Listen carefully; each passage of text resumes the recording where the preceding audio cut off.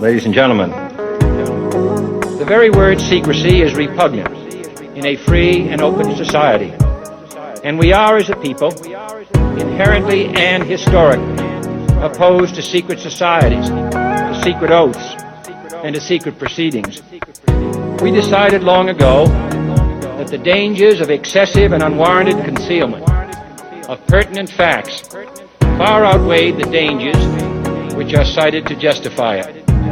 Even today, there is little value in opposing the threat of a closed society by imitating its arbitrary restrictions. Even today, there is little value in ensuring the survival of our nation if our traditions do not survive with it.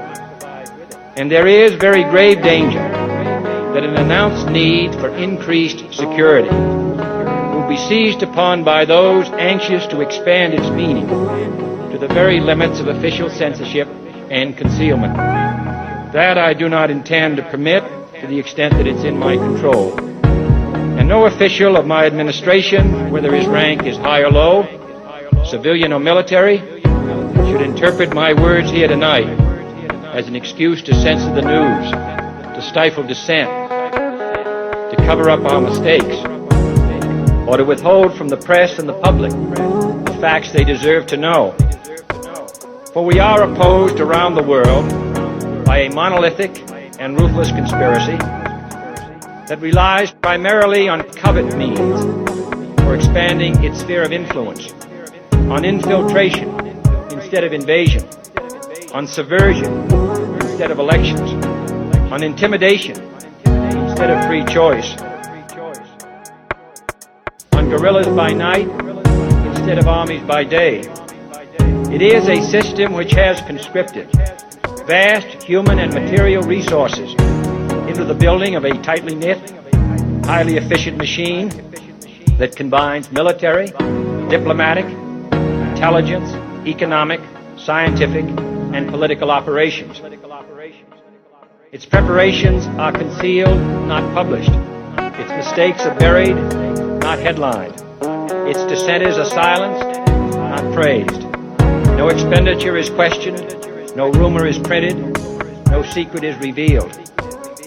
No president should fear public scrutiny of his program, for from that scrutiny comes understanding, and from that understanding comes support or opposition, and both are necessary.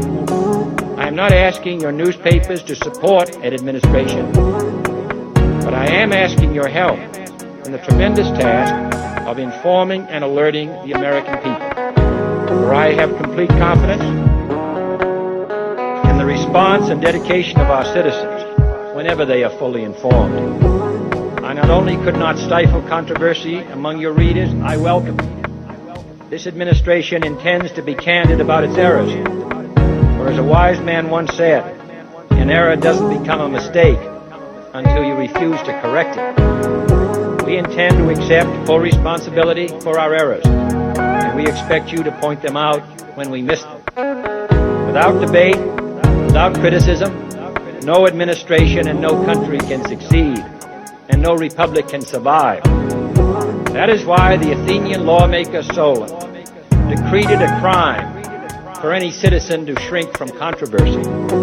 And that is why our press was protected by the First Amendment, the only business in America specifically protected by the Constitution, not primarily to amuse and entertain, not to emphasize the trivial and the sentimental, not to simply give the public what it wants, but to inform, to arouse, to reflect, to state our dangers and our opportunities, to indicate our crises and our choices, to lead, mold, educate, and sometimes even anger public opinion.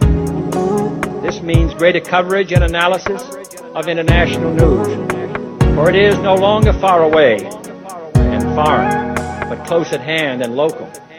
It means greater attention to improved understanding of the news, as well as improved transmission. And it means, finally, that government at all levels must meet its obligation to provide you